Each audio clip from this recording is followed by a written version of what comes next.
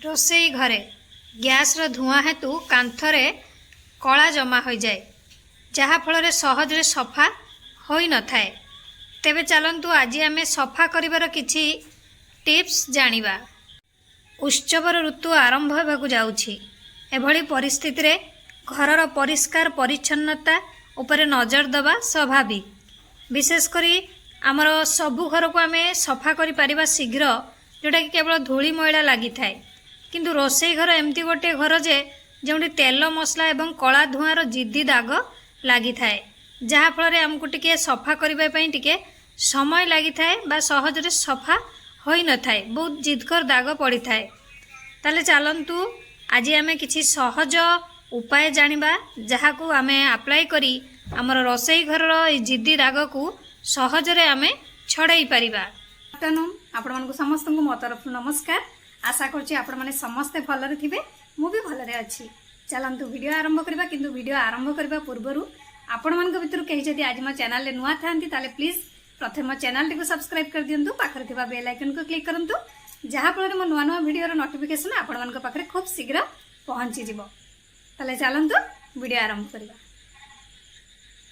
प्रथम उपाय रे आपण रोसई घरर कला कांथ को सफा करबा पई उषुम पानी सहित आपण माने जेकोसी डिटर्जेंट पाउडर हो नहले भीम लिक्विड नहीं पारिबे।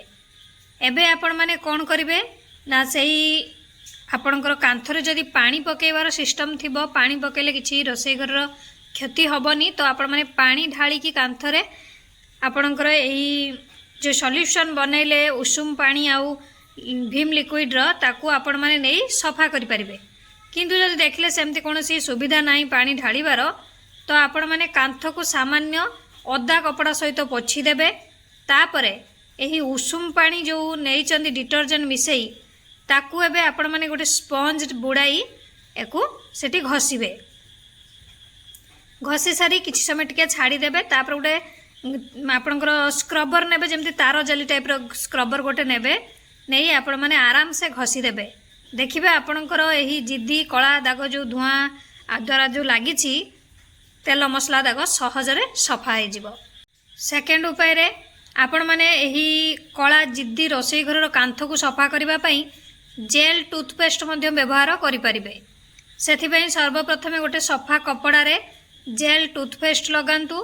वर्तमान एही कपड़ा को आपण मानकर कांथरे घसंतु। पूर्वर आपण माने टिके पानी छाटी देथिबे, नने पानी ओदा कपड़ा रे पोछि देथिबे।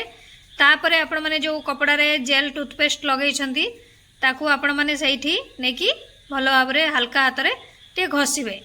घसी सारला परे तापरे आपण माने नॉर्मल पुणी आउथरे ओदा कपड़ा करी कांथटी को पोछि देबे। एपरि करबा द्वारा देखिबे आपनकर मैला कांथटी पूरा पूरी सफा हो जिवो। जदि आपण मानकर वॉल टाइल लागि थाए तो सफा करबा पई सहज, किंतु जदि आपनकर नॉर्मल कांथ थाए ताहले आपनकर ई गैस धुआं हेतु रोसई घरर कांथ कला हो जाइछि, देखिया पई अपरिष्कार लागुछि बा जते जा सफा कले भी एते चिन्हटा भल से जाउनी, तो से जगह रे आपण माने किछि पदक्षेप नै परिबे। जदि आपण चाहंती आपणक कांथर पार्श्व रे वॉलपेपर प्रयोग करि परिबे। मार्केट रे उपलब्ध ई वॉलपेपर रे जदि आपण माने कि लगांती ई वॉलपेपर रे जमा होइतिबा मैला को गोटे कपड़ा रे पोछि सहज रे आपण माने सफा करि परिबे। नेक्स्ट रे विनेगार सफा करिबा पई एक उत्कृष्ट एजेंट भाव रे काम करे, कारण यह टाइल्स रो जो ग्रीस लगी थाए ताकू आराम से पोछि दे थाए। यह एक प्राकृतिक निष्कासनकारी भाव रे कार्य करे एवं जेकोसी दुर्गंध को मध्य ये दूरे थाए। सेथि पई आपण गोटे स्प्रे बोतल रे किछि विनेगार नियंतु। एबे आपण माने स्प्रे करी आराम से आपणकर किचन टाइल्स को सफा करि परिबे। नहेले आपण माने बेकिंग सोडा को भी नहीं पारिबे। बेकिंग सोडा रे आपण माने किछि विनेगार मिसई भी सफा करि पारिबे। जेते बेले आपण माने आपणकर टाइल्स को सफा करूचंदी सेते बेले आपण माने विनेगार सहित आपणकर बेकिंग सोडा को मिसई देबे।